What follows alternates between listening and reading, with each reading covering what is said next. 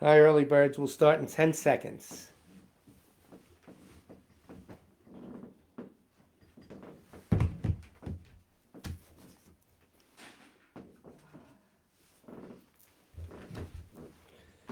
Good evening. This is the Tibet Center, Kunchab Tardru Ling, a Buddhist meditation and study center, founded by Rato Rinpoche in 1975, and now under the direction of Chabje Ling Rinpoche, and also under the direction of Rato Khensa Thupten Lundup, also known as Geshe Nikki Vreeland. And tonight is an unusual presentation. It's the 1 year anniversary of our teacher's passing, so we'll have a remembrance of him. There'll be the normal prayers to start. Then Pushog Tenzin Churab will be reciting a short prayer in Tibetan and also one mantra of Tara. Tara was a special deity of our teacher. And then I'll be reading excerpts from his biography, My Life and Lives, to sort of bring his memory back and also give us maybe get some fresh insight. I'll be reading from the old text, so the pages are different from the new one, unfortunately, but you can get the idea. Also, this book is for sale at our center, if you wish. You can buy it online from the Tibet Center store. So let's get started because we have a lot to do as usual. The normal prayers first. All the prayers we say, except for the ones in Tibetan, are on the Tibet Center website in the FAQ section. If you have any problem with the sound or picture, please let us know. If there's anyone for whom you want us to pray for, we will do the Sutra of the Recollection of Noble Three Jewels, Bulla Bulla Aradna, and yes, we'll be praying for Tina Turner before Richard types that in, and whoever else you wish. So we'll start. By the force of the blessings of the non-fallacious three precious gems, and of the truth of our pure selfless wishes, may the precious Buddhist teachings flourish and spread to the expanse of all areas throughout the length and breadth of the West. For all the people living here, together with their near ones, who have engaged in the teachings and have faith and respect for them, may all conditions adverse to the practice of the pure Dharma be dispelled, and an excellent collection of favorable conditions increase like the waxing moon. And especially for those who work on methods to accomplish the flourishing and spreading of the victorious one's teachings, which are the source of benefit and happiness, may they never be oppressed by masses of interference and adverse conditions, and may this spontaneously happen just as we have hoped and wished. Thus have I heard once. The Blessed One was dwelling in the royal domain of the Vulture Peak Mountain, together with a big gathering of great monks and great bodhisattvas. At that time, the Blessed One entered the Samadhi, which examines the dharmas called profound illumination, and at the same time, noble Avalokiteshvara, the Bodhisattva, Mahasattva, looking at the profound practice of transcendent knowledge, saw the five skandhas in their natural emptiness. Then, through the inspiration of the Buddha, Venerable Shariputra said to Avalokiteshvara, how should those noble ones learn who wish to follow the profound practice of transcendent knowledge? And Avalokiteshvara answered, Venerable Shariputra, whoever wishes to follow the profound practice of transcendent knowledge should look at it like this, seeing the five skandhas in their natural emptiness. Form is empty. Emptiness itself is form. Emptiness is not separate from form. Form is not separate from emptiness. In the same way, feeling, discriminating awareness, compositional factors, and consciousness are empty. Thus, all the dharmas are empty and have no characteristics. They are unborn and unceasing. They are not impure or pure. They neither decrease nor increase. Therefore, since there is emptiness, there is no form, no feeling, no discriminating awareness, no compositional factors, no consciousness. No eye, no ear, no nose, no tongue, no body, no mind, no appearance, no sound, no smell, no taste, no sensation, no objects of mind, no quality of sight, no quality of hearing, no quality of smelling, no quality of tasting, no quality of sensing, no quality of thought, no quality of mind consciousness. There are no nidanas, from ignorance to old age and death, nor the wearing out. There is no suffering, no cause of suffering, no ending of suffering, and no path, no wisdom, no attainment, no non-attainment. Therefore, since there is no attainment, the bodhisattvas abide by means of transcendent knowledge. And since there is no obscurity of mind, they have no fear. They transcend falsity and pass beyond the bounds of sorrow. All the Buddhas who dwell in the past, present, and future by means of transcendent knowledge, fully and clearly awaken to unsurpassed, true, complete enlightenment. Therefore, the mantra of transcendent knowledge, the mantra of deep insight, the unsurpassed mantra, the unequaled mantra, The mantra which calms all suffering should be known as truth, for there is no deception. In transcendent knowledge, the mantra is proclaimed Tayat Om Gate Gate Para Sam Gate Bodhisattva. O Shariputra, this is how a bodhisattva, mahasattva, should learn profound, transcendent knowledge. Then the Blessed One arose from that samadhi and praised the bodhisattva, mahasattva, Avalokiteshvara, saying, Good, good, O son of noble family, profound, transcendent knowledge should be practiced just as you have taught, and the Tathagatas will rejoice. When the Blessed One had said this, Shariputra and the Avalokiteshvara, that whole gathering in the world with its gods, humans, Ashiras, and Gandharvas, their hearts full of joy, praise the words of the Blessed One. And now refuge and bodhisattva vow, which of course we recite 3 times. With the wish to free all beings, I shall always go for refuge to the Buddha, Dharma, and Sangha until I reach full enlightenment. Enthused by wisdom and compassion today in the Buddha's presence, I generate the mind for full awakening for the benefit of all sentient beings. As long as space remains, as long as sentient beings remain, until then may I too remain and dispel the miseries of the world. With the wish to free all beings, I shall always go for refuge to the Buddha, Dharma, and Sangha until I reach full enlightenment. Enthused by wisdom and compassion today in the Buddha's presence, I generate the mind for full awakening for the benefit of all sentient beings.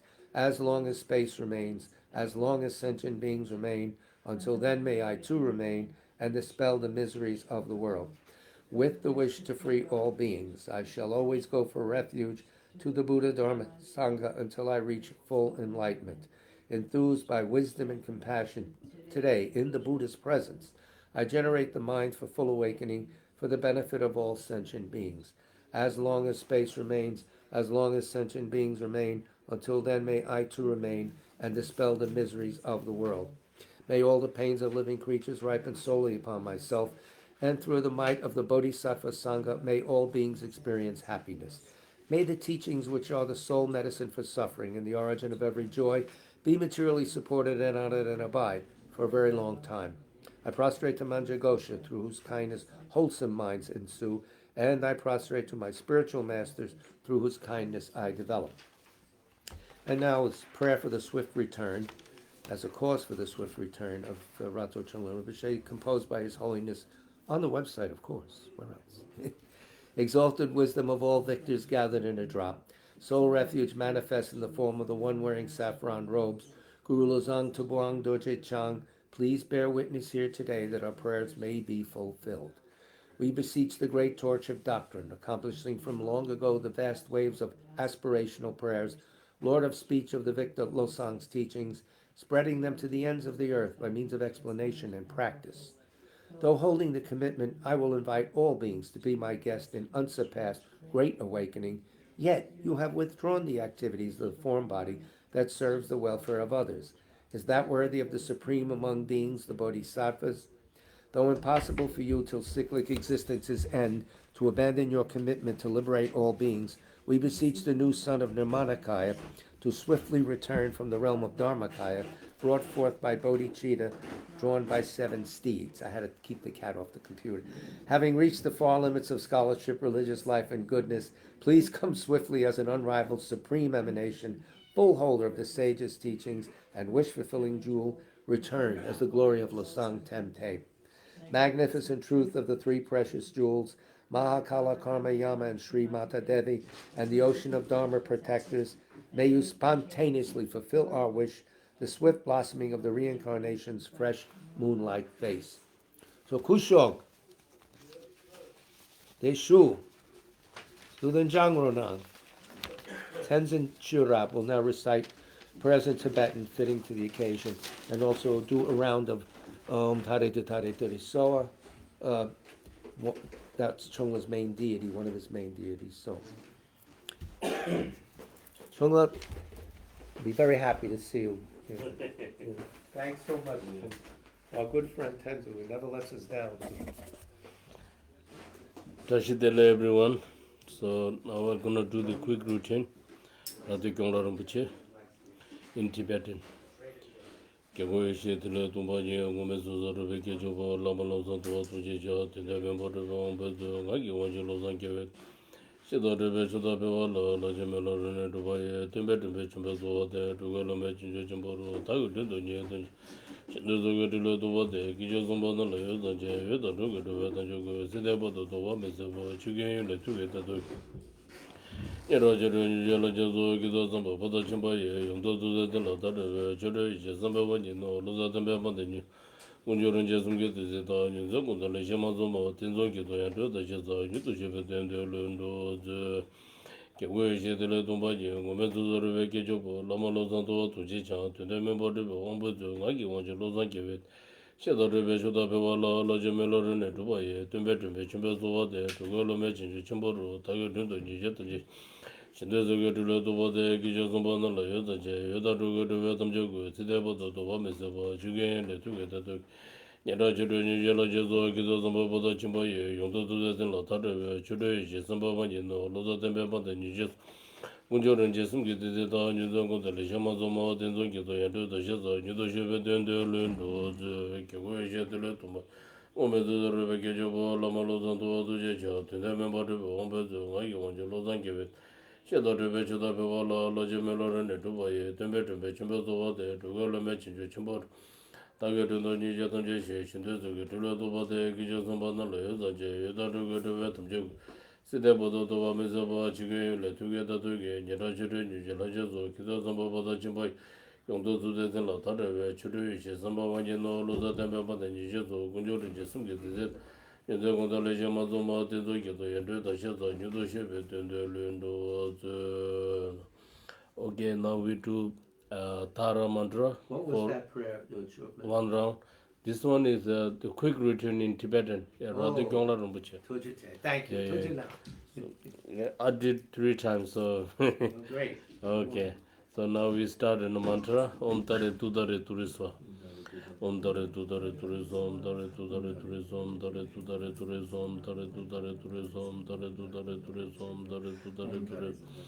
Om Dare Tudare Turism, Dare Tudare Turism, Dare Tudare Turism, Dare Tudare Turism, Dare Tudare Turism, Dare Tudare Turism, Om Dare Tudare Turism, Dare Tudare Turism, Dare Tudare Turism, Dare Tudare Turism, Dare Tudare Turism, Dare Tudare Turism, Om Dare Tudare Turism, Dare Tudare Turism, Dare Tudare Turism, Dare Tudare Turism, Dare Tudare Turism, Om Dare Tudare Turism, Dare Tudare Turism, Dare Tudare Turism, Dare Tudare, Om Dare Tudare Turism, Dare Tudare Turism, Dare Tudare Turism, Dare Tudare Turism, Dare Tudare, Om Dare Tudare Turism, Dare Tudare Turism, Dare Tudare Turism, Dare Tudare Turism, Dare Tudare, Om Dare Tudare Turism, Dare Tudare Turism, Dare Tudare Turism, Dare Tudare, Om Dare Tudare Turism, Dare Tudare Turism, Dare Tudare Turism, Dare Tudare Turism, Dare Tudare,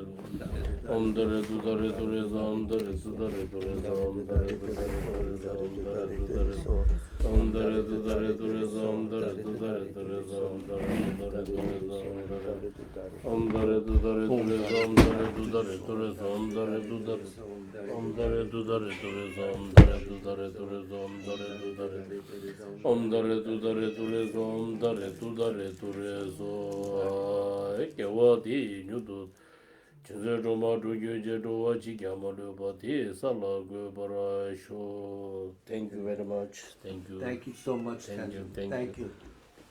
What class the Tibet Center has. I know Rinpoche will be very, very, very, very happy. In fact, I'm sure he knows what's going on. But we don't know where he is. So. Anyway, what I'm going to do tonight is to give you a taste of his biography. Selected parts. We can't go through the whole thing, of course. So we'll start, and I can't say what page we're on because the new books are paginated differently. This is what you get now. This thing is from 1977 when it first came. I remember the night it came out, but you don't need my speech about my memories about this or that. You want to hear what his life was like. I'm going to start with page 1, and then I'm going to go, where's my little, no, I don't have my little page with the, I know where I'm going. Page 1, he starts, he'll do a paragraph, then he goes into the history of his town and everything, but then we'll skip to how he was discovered. And not only that, he'll talk about the previous Khyongla Rinpoches. It goes back to the 1500s, this particular series. So, as a child, I liked to play behind our house with a number of other boys along a small irrigation ditch that brought water to our fields. One fine day in 1928, when I was 5, and we were playing there under the willow trees among the water's edge, we saw 4 monks arrive on horseback. They dismounted before our door, and after a little time my mother came to fetch me, to lead me into the house. As I entered, the 4 monks bowed deeply before me. The 2 elders, stepping forward, offered me with great ceremony 5 gifts: 2 long white scarves, a red-brown cloak, a little cap, and new brown leather boots. The youngest smiled at me and put into my hand a new plaything, a small white porcelain bird. All 4 of them had bent to observe me kindly, and one declared that soon they will be returning to take me to their labrang. When I asked where that was, they told me it was not far away, only a half-day's journey on horseback, at a place called Gonsar. And even though I had no real understanding of what they were talking about, I became excited. They presented my father and mother with gifts of precious silk, and my parents then served them lunch. For a long time they sat drinking tea, discussing the labrang, and finally the 4 visitors rose to go. My parents went out to help them mount, and I followed, watching as they rode quickly away into the hills to the northwest and disappeared. And now we'll switch to his I am taken to my labrang, and this is the start of chapter 2, so the chapters are the same. It's page 15 in the old book. I won't even mention pages from now on because it'll only confuse you. So, now, when the 4 visitors who had so mysteriously bowed to me when presenting their gifts rode away on their 4 trotting mounts and disappeared into the hills, my father took me by the hand. Norbu, he said, that was his name. Norbu means jewel. Norbu, he said, my son, you are now a recognized tulku. To all other people and all the monks in Dayab, the name of Lama Khyongla, pronounced Chungla, Chungla, is a precious gem in the crown of the Buddhist faith, and you are his reincarnation. The 10th, actually. Soon you must study and improve your mind, so that when you grow up, you'll be able to act for the benefit of the people of Dayab. People of the world now. May you learn to teach the words of the Lord Buddha as your predecessors did. If you can accomplish this, you will fulfill the most ardent wishes of your parents. Clutching the smooth white porcelain bird that had been given to me, I looked up bewildered into my father's face. I knew that something very strange had happened to me, but could not understand his words. And in fact, it was not until 1956, when I was 33 years old, that I finally learned the full story behind the visit of those monks and the background of the turn that my life had taken. At that time, when I had returned from Lhasa to my labrang to check on its administration and to pay what proved to be my last visit to my parents, I chanced upon a box containing a packet of old documents and letters. I began to read these as I went on, fascinated, pieced together gradually the whole story of my selection as the 10th incarnate Khyongla. I had already heard parts of this story, of course, at various times in various places during the intervening years, but I had never understood fully the reasons for my selection. The first Khyongla was born in 1510 in a district then known as Chongyul, pronounced Chongyul, which we just did, which was one of the 3 small rural areas that in the 17th century combined to form the one administrative district known as Daya, but it was on its own then. His parents had named him Jigme, which is a word meaning fearless one, without fear, Jigme. At the age of 20, he went to central Tibet, where he remained for some 20 years, studying principally at Rato Monastery, but also at Drepung. Then he entered Judo, the Tantric college, which is one of the most important Tantric monasteries in Lhasa, and there so distinguished himself in study that he received many initiations from such famous monks as Gedun Gyatso, the second Dalai Lama. Returning home to Kham, he retired to a hermitage where he remained in seclusion for years until gradually the outside world became aware of him there, and his reputation both for sanctity and for learning spread throughout the district. Over the years, this 16th century Khyongla acquired many disciples who finally persuaded him to give up his long seclusion and preach the holy doctrine to the world, the Dharma, which he then began to do. At first, his eloquence in expounding the word of the Lord Buddha as interpreted in both the sutras and tantras attracted only monks from the nearby monasteries. Presently, however, lay folks from all walks of life began gathering to hear him, and from that time on to the end of his career, he taught freely, turning no one ever away. And he did that in New York, I might add. Never turned anyone away. Never charged for his classes. Everyone's there. You're on the street, we're in Austin. He never changed. His fame spread far beyond the little area of Chongyul. People came from the remotest parts of Kham to listen and ask advice, and so it was that he became known as the Lama Chungla, the Lama of Chongyul. Only those who knew him intimately ever calling him thereafter by his given name. He lived to the age of 78, and then when he had passed away, was mourned throughout all that part of the Kham, and was later to become known as Dayap, the whole district. Sometime after his passing, the first Chungla's disciples began to search for his reincarnation.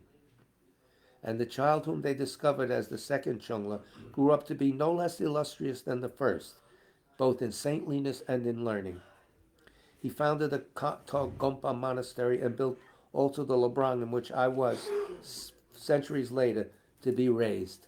The word Labrang, meaning Lama's residence, refers not only to the residence of an incarnation or abbot and the many members of his staff, but also to the whole surrounding property of fields, pasture lands, and even occasionally villages. Some Labrangs are attached to monasteries, in which case the resident Lama is given absolute authority over both and assumes the responsibility for supporting both. My Labrang, however, was completely separate from the local monastery to which I also belonged. And although I was not the latter's abbot, I was nevertheless its most honored member, often consulted for advice. We had a good relationship of cooperation. He's speaking now like he remembers it. He gave up his Labrang, by the way, when he went back to Tibet in this life. And gave it all to. They told him, "We're keeping your animals." No, I don't need the animals. I have only an apartment. And he gave the land and everything to the people of the area.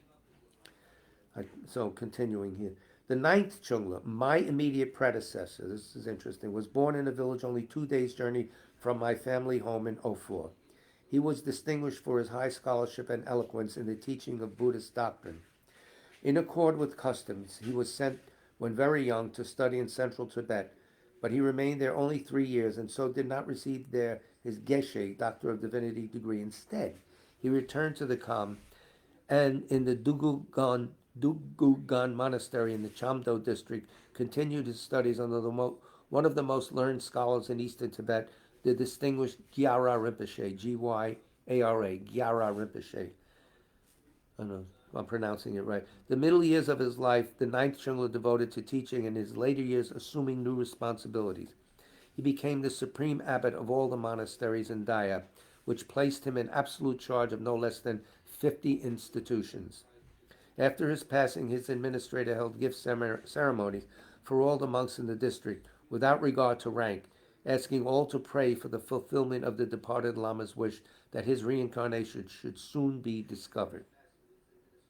The administrator asked particularly that Dayab Rinpoche, one of Chungla's chief disciples, should compose a prayer poem to assist the search. This poem, when published, was distributed to all the monks, as we are doing now with his prayer for return. Again, he continues, again a gift ceremony was held, and the administrators then wrote to most of the most important lamas in central Tibet, except especially His Holiness, the 13th Dalai Lama, is that era, again asking all to pray that his new incarnation might soon be found. Okay. 2 years after the oracles of both Rato and Sangpu monasteries were consulted for advice, and each replied that a search should be made to the west of the ninth Chungla's Labrang. Accordingly, news was sought of boys of unusual character in that area, particularly of those whose birth has been attended by unusual circumstances. 3 likely candidates were located. One was from the richest, most aristocratic family in Daya. The second was a nephew of the administrator himself. I was the third, and it was finally I who was chosen. I think politics was a little active there. My candidacy became known in the following manner. It was learned that during the time my mother was carrying me, she had many extraordinary dreams. She had once dreamed that the protective deities were pouring water on her head, and this had been interpreted by those she consulted as meaning that all defilements were being removed from her child, even before his birth. In another dream, she appeared to be entering a temple during her final month of pregnancy. She was very heavy and stumbled and would have fallen had not a protective deity caught her and helped her to stand. This dream at the time was interpreted to mean that the child in her womb was an incarnation kept safe from harm by his protective deity. In a third dream, she saw the moon and the sun come together, and this was interpreted to mean that her child would be exceptionally intelligent. My mother told several friends of these dreams, and then, while she was giving birth, a rainbow appeared over our home. People saw one end of it actually touch the house, which was a very lucky sign. Word eventually reached the Khyongla Labrang that a woman in Wofor had born a child through thought to be an incarnation, and the monks there became interested.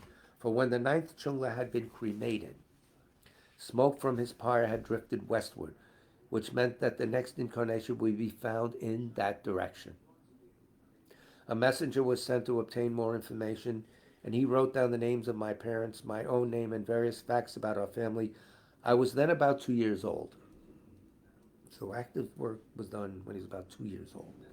Several other boys besides the two already mentioned were being considered at that time, and when all the information regarding their qualifications had been gathered, the oracle at Rato Monastery was once again consulted. By that time I was about 3. The oracle went into his trance, during which letters were placed before him describing each of the child candidates. He read them all and then declared in a loud voice, "The son of Tenzin Lamo, who was born in the water pig year, is the reincarnation of Khyongla." His mother was called Tenzin Lamo. The oracle went on to say, however, that before the final selection could be made, the Dalai Lama should be consulted. When His Holiness was informed of all the relevant details, he confirmed the oracle's choice.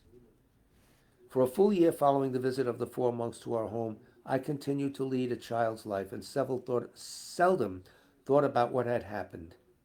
My whole world still consisted of our house, the neighboring pasture lands, the little monastery on the hill, and the nomad camp in the uplands.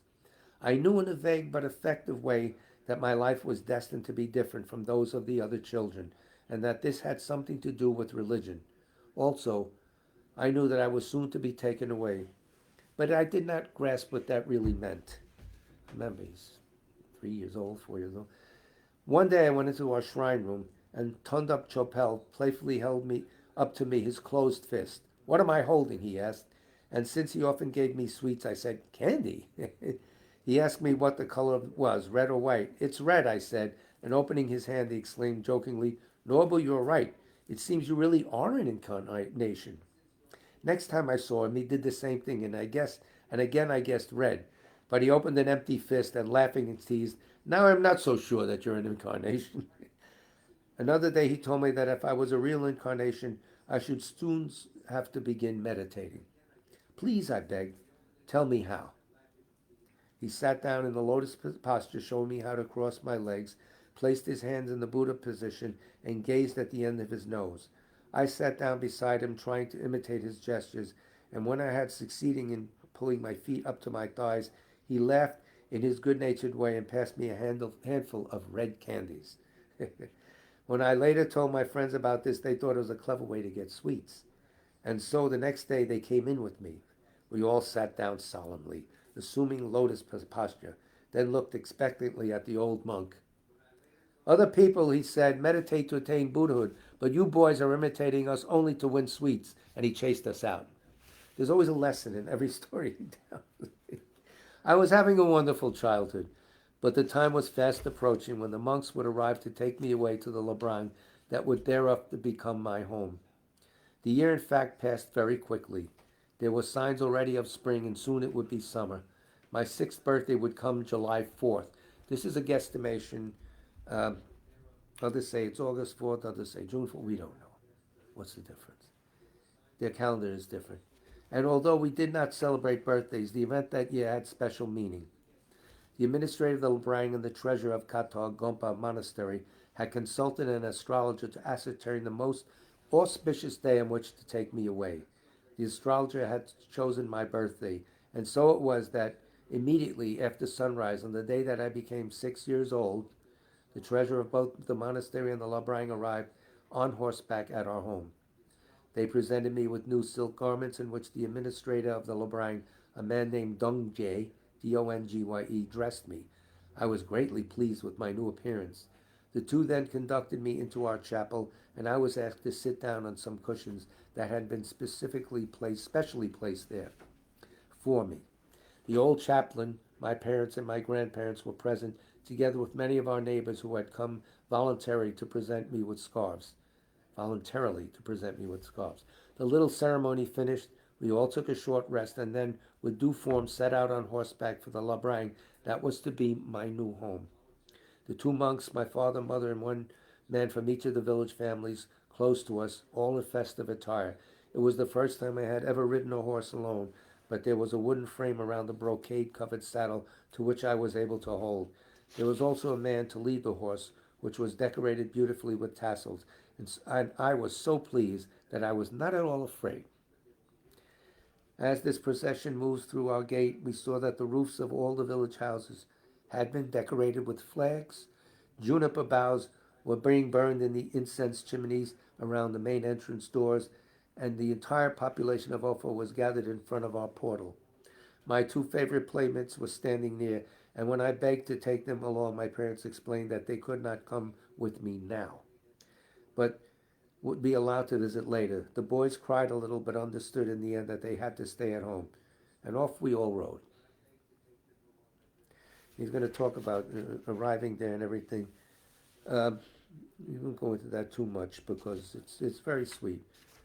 You could see the character of him and all this, and you could see how they were molding his character. That's the word I want to use it. There's one story was told. He went to see this famous lama, and I don't know if I could. He asked his teacher, the teacher recommend you should go to see this guy's lecture. You may not understand much, but you should go to see it. So he came in to this place, and the lama was sitting on the throne there, and Khyongla Rinpoche started to prostrate. He was a young teenager, like 12 years, something like that, not even a teenager. And the lama said, no, that's not. You don't have to do that. You don't have to do that. And so Khyongla Rinpoche stopped and sat down.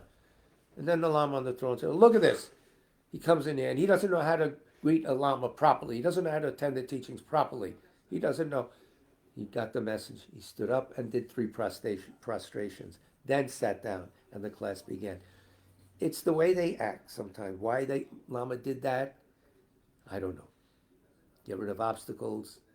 But sometimes they'll say something and they want you to sense what they really mean. I don't know if you've ever encountered that with some teachers, but that happens sometimes. Just remembering, that's in the book somewhere, but I don't exactly. So, the start of my education. He's now at the time passed. Soon I was 8. The day had come for my education to begin. My teacher was to be Geshe Tsering Chupel, who had studied for 20 years in the Sera Monastery in Lhasa.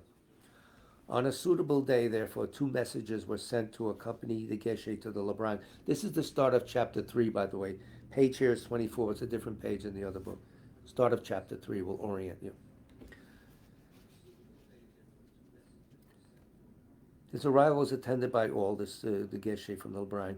And while he was being received at the door, I watched apprehensively from my window above, for I had been warned that he would beat me if I didn't study. They were tough in those days.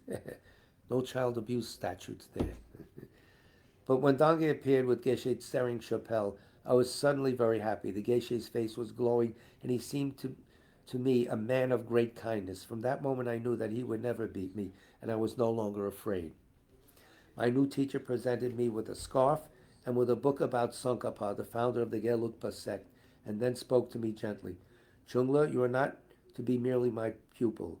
I was myself a pupil of your predecessor, so please do not rise, remain seated on your cushion. I was puzzled and looked to Dangje for assurance. He motioned to me to do as my teacher wished. But just the same, when the geisha left, I rose and walked behind him till he reached the door. 3 days later, I put on leather sandals and proceeded to my teacher's room for the first lesson. The day had been especially chosen by Dongye. Was again my birthday, the fourth day of the 6th month of the year 1931. At the entrance of my teacher's room, I respectfully removed my shoes, prostrated myself 3 times before him, and offered him 4 gifts: an image, a book, a chorten, and a conch shell. He accepted these with evident pleasure and asked me to blow the conch, which I did, for the sound thus produced is interpreted as signifying the expansion of unbounded religious vision. And it was thus that my schooling began. My teacher sat on a high cushion, and when I had taken my place on a lower one, he handed me a piece of paper on which all the characters of our alphabet were inscribed. The first sign that I was taught to read was Lao, L-A-O, Lao, a compound meaning easy. Le labore, I think where's Tenzin? He's not here. Anyway, Lao. To commence with that was supposed to be be auspicious for the beginner's process. And you give him something easy. Lelo. Lelo is lazy. Le labore, I think it's, I don't know.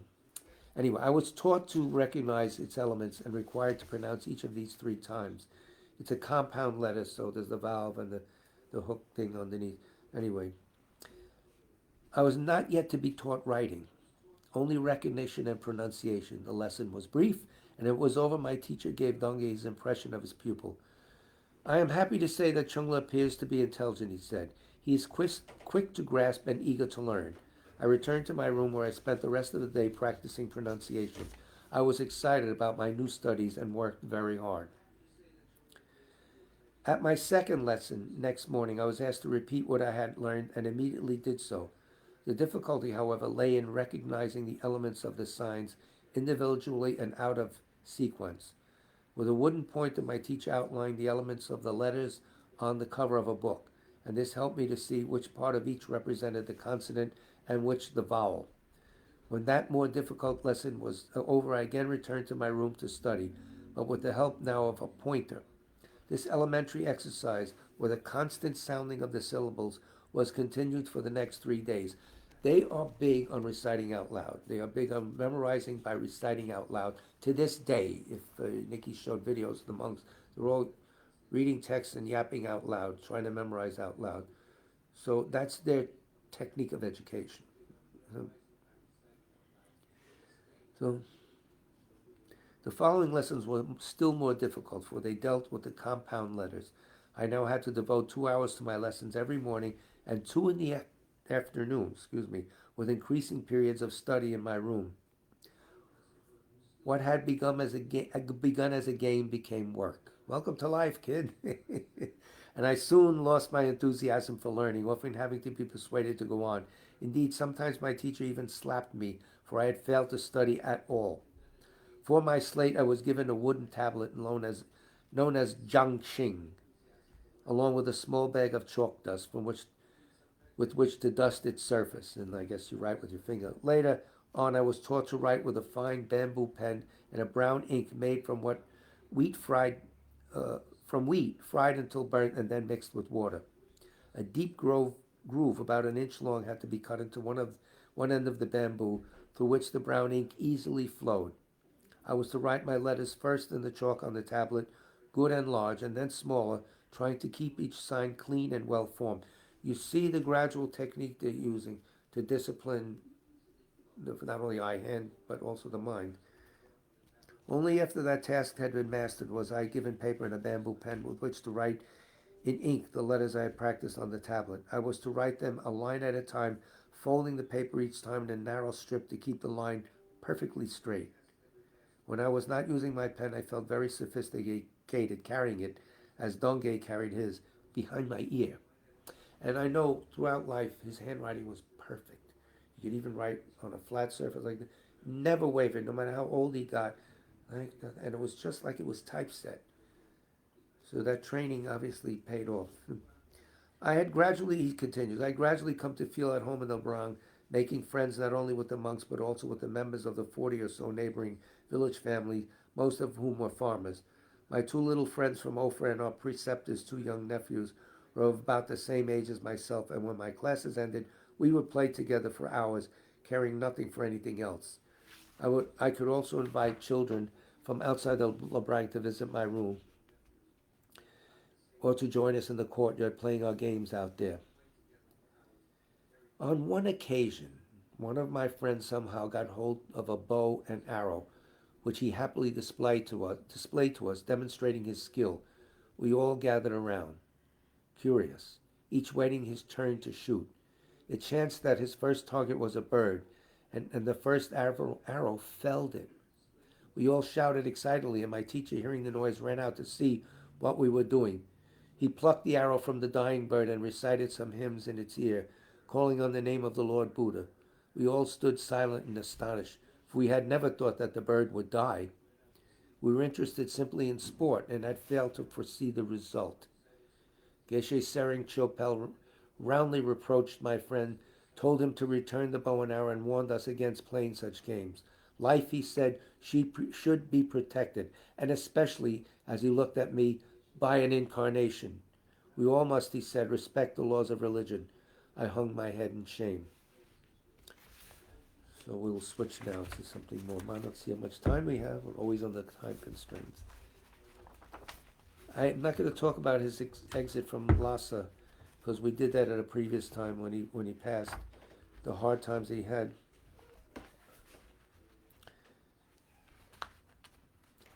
Now here's part. Let's see.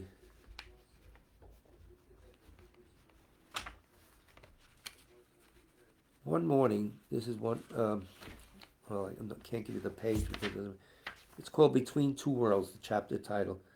This is the middle of it. One morning, not long after His Holiness' preliminary examination had been finished, one of the Rato administrators arrived to invite me to be one of the two scholars of our monastery who would serve as debating challengers of the Dalai Lama in his final examination at the Jokang during Monlam, his final Geshe exam. I was immensely pleased but hesitated for a moment, doubting whether I was up for the assignment. Having attended many of His Holiness's sermons, I knew how vast and deep his knowledge was. However, I also realized how rare an opportunity this would be for me, debating with the Dalai Lama. It was an experience not to be missed. There would be 80 of us from 10 colleges, 3 from Drepung's colleges, 2 of Sarah's, 2 of Gandhin's, and mine at Rato, and the 2 great tantric colleges, Gyume and Gyuto. After a little thought, I plucked up courage, accepted the assignment, and a week later went out to the Noble Inca to learn what my charge was to be. On the big day, the Dalai Lama was at ease. He smiled calmly at the monks in the great hall, and again his answers were impressive. I was so caught up with my own anxieties, however, that I could not pay very close attention. When my turn came at last, I went forward, almost unconscious of everything but His Holiness and my own confused state of mind.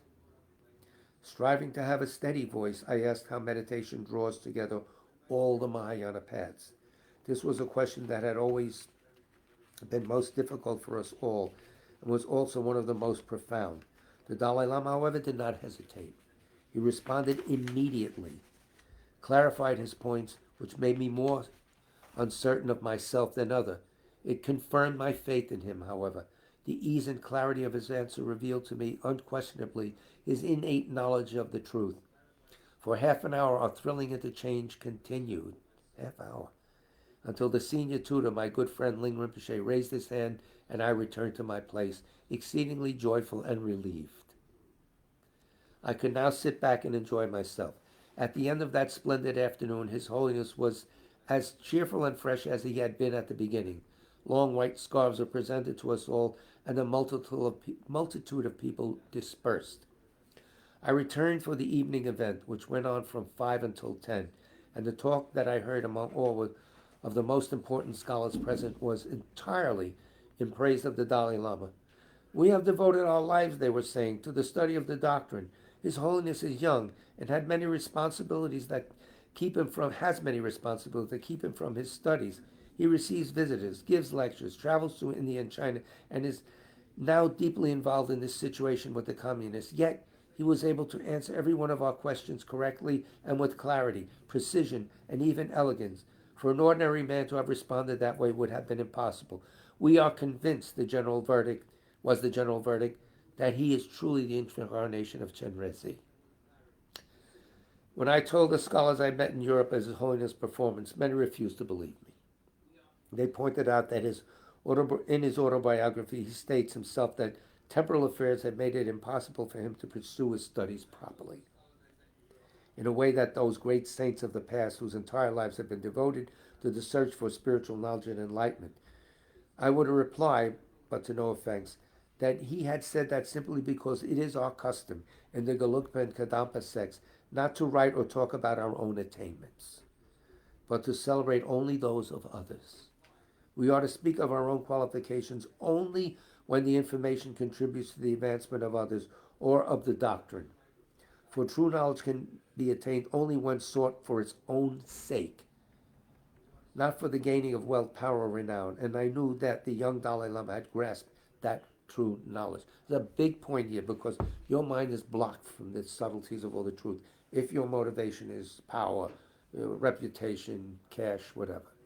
So that's a big lesson from him. So we have 5 more minutes. My flight to India. We read this last time about the big troubles in Lhasa. The Chinese wanted the Dalai Lama to come with just 2 people, no bodyguards, across the bridge to their camp next to Lhasa, and the Tibetans did not want him to go, and they came out in the streets. They were blocking the bridge. There was a general hubbub, and that was the beginning of the end. The Chinese got excited about that, and I know that Rinpoche told me that the last thing they did was do a Yamantaka initiation. Ling Rinpoche gave it in His Holiness's apartments. And then in the middle of the night, His Holiness disappeared. Rinpoche had already started out, and then he was told on his trip, don't go here, don't go there. Why not? There were Kampas well armed. And then he realized that night the Dalai Lama was passing by that area, dressed as an ordinary person, with armed guards around, on his way to India. So that was, they were actually, then they started artillery shells, all kinds of ordnance on the poor people in Lhasa. So I'm going to his new life. This is chapter 20. Sir Khan Kundaling Punsam told us of the Dalai's remarkable escape and his presence now in Mussoorie in India, 2 or 3 days by train from Assam. They spoke of his deep concern for the refugees in India, Bhutan, and Sikkim, as well as for the lives of all those left in Tibet in the communists' hands. The combination of grief at the loss of our country and with the joy that overwhelmed us in renewing contact with our spiritual leader was, for all, a profound experience. Together we walked, talking down the road about a mile to a group of houses where the Indians had prepared for us sweet tea, where we could pause for a brief rest. These already in India. Then, suddenly, a group of some 40 or 50 reporters and photographers from all over the world surrounded us and began questioning us relentlessly on the situation in Tibet and our own plans for the future. There is a picture of Rinpoche who's probably taken by those reporters. He looks so thin in bedraggled robes, almost dead. And that was his first getting out of India, the long trip on foot. Practically, he's lucky he survived. Our first experience with the Western news coverage left us bewildered, depressed and fatigued. None of us could find anything to say, and we let one spokesman do all the talking, with Funsum and a few others interpreting into English, while the cameras clicked and flashed around us. After this grotesque interlude, he met the press. A grotesque interlude, yes. We were loaded into a fleet of trucks and transported 3 miles to a broad plain where 2 long bamboo houses roofed with grass had been built. In these, the 100 or more of our party were to make themselves at home, and they were given some food. And in other words, he went through processing. He's talking about that now. I found the page. I don't need to do it now. 218. No. We don't have time to start at page 218. We'll do here. The last part of the book is his entry into the Western world. The new text has more about his living in the West. In 1962, this is how he transitioned from India to the West. In 1962, I was informed by the Tibetan exiled Tibetan government that Rato Rinpoche had been chosen to go to Holland. Many scholars were eager to go abroad at that time, and there were not offers enough for everyone, so I felt fortunate. Rato Rinpoche and he, rather, were selected to go. We worked in Leiden with Mr. Van Vanderwey, Weiwei, we called him, curator of the Indian Tibetan section of the Rijksmuseum voor Wandelkool, I can't pronounce, in cataloging many Tibetan monks. He worked as a curator in the Tibetan Museum in Holland. After 4 years, our work was completed. I went in 1966 to visit my old friend T.W. Fala in Geneva, where he was the first representative in Europe of His Holiness Dalai Lama. During our warm reunion, a letter arrived from the Tibetan government in exile in Dharamsala, inviting me to go to Argentina for 6 weeks to give a series of lectures on Buddhism and the Tibetan refugee situation, and to explore the possibilities of establishing a Tibetan settlement there. I went immediately to New York, spending only 1 week there, but liking it immensely. Hint. Then went to South America. After the completion, I returned to New York, and seemed that establishing a settlement in Argentina wasn't going to go.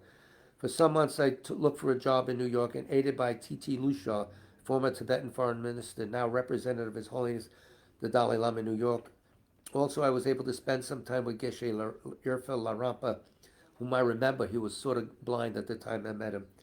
And when I remembered from Lhasa, he often visited my teacher's Konchak. Anyway, during this period, I thought a great deal about my future. My way of thinking had undergone many changes in response to new experiences and ideas. I had lived away from the monastery for many years, and while I still followed many of the monastic rules, I was attracted to the layman's life. I knew that the time would come when I would be tempted to break some of those rules. Rather than do this, I reluctantly concluded that my long career as a monk was over. Although I had always expected to live out my life as a monk, I wrote to Geshe Sudam Jalsan telling him of my decision, and thus giving up my vows made so long ago in the homeland I might never see again. But he did see it. Mr. Lucia arrived during this period of sadness, and a request came. He gave me a request from a teaching assistant at the University of Minnesota. Since we don't have much time, I'll just go. He got a job teaching in Minnesota. He got a job teaching in Virginia to servicemen, teaching the best. Mid-1968, he returned to New York to make my home there. With the help of friends, I found an apartment and a job at B. Altman and Company as a stockroom clerk, where they called him Chuck, because they couldn't pronounce it, which I thoroughly enjoyed. For the first time, I could go to a job, do whatever I was told, and come home at the end of the day with no further responsibility. My co-workers and boss, William Burial, treated me as one of the guys, a pleasant feeling. With my mind at ease, I began to think more and more about my autobiography and other books I wanted to write. After working a year and a half, I took leave of absence to visit India and worked full-time on my autobiography. He got a grant from Rockefeller Foundation. Then he goes on, he founded the Tibet Center in 1976, actually 75. December, they got the corporate seal. But then 1976, it started with Tenzin Teton, the acting representative, Philip Glass, Marjorie Mortensen, Richard Conover, the lawyer, and Nima Dorje, his nephew. The purpose of the center, which is right here where we are now, is to assist Americans and Tibetans with the study of Buddhism to help preserve the culture, civilization, history, and arts of Tibet. I am happy in America. I've never felt like a stranger here. It seems to me that there is a particular sympathy and similarity between Americans and Tibetan. Both are open, friendly, fun-loving, eager to learn and try new experiences. In both countries, those who have been willing to work have been rewarded and have attained their goals. Now, far from my origins, I try to continue the teachings I have lived with since my childhood. I think there is a place for them in my Western world, and perhaps slowly this will prove to be true. Well, this was written in 77, so 46 years later it's true, and it will continue. Anyway, we have much time. For whom will we pray besides Tina Turner? Lindsay Hammonds, Arthur O'Keefe, and Arthur Greenwald, Tina Turner, of course. Weekat, hello. Heinrich, hello. Kuala Lumpur. Bulla Bulla. Sutra Regan for Dilip Chaudhary, who donated his body to science in Calcutta. Oh, very nice. Okay. All right. I hope we don't run over. If we don't have a big deal, okay? We're not on network TV, so we can do what we want. But I'm just respectful of your time. I prostrate to the omniscient one, thus the Buddha Bhagavata Tathagata. Samyak Sang Buddha, the learned and virtuous one, the Sagata, the knower of the world, the charioteer, tamer of beings, the unsurpassable one, the teacher of devas and humans is the Buddha Bhagavat. The Tathagata is in accord with all merit. He does not waste the roots of virtue. He is completely ornamented with all patience. He is the basis of the treasures of merit. He is adorned with the minor marks. He blossoms with the flowers of the major marks. His activity is timely and appropriate. Seeing him, he is without disharmony.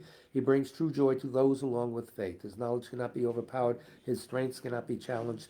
He is the teacher of all sentient beings. He is the father of bodhisattvas. He is the king of noble ones. He is the guide of those who journey to the city of nirvana.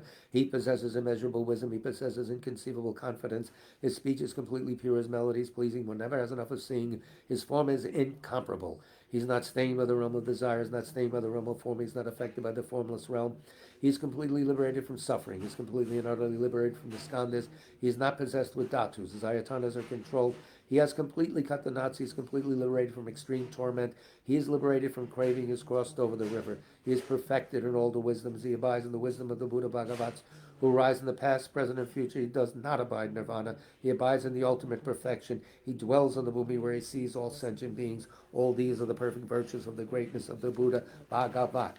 The holy Dharma is but good at the beginning, good at the middle, and good at the end. Its meaning is excellent. Its words are excellent. It is uncorrupted. It is completely perfect and completely pure.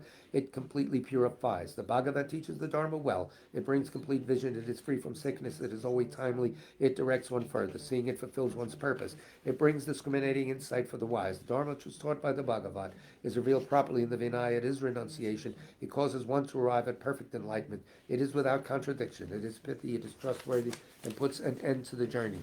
As for the Sangha of the Great Yana, they enter completely, they enter insightfully, they enter straightforwardly, they enter harmoniously.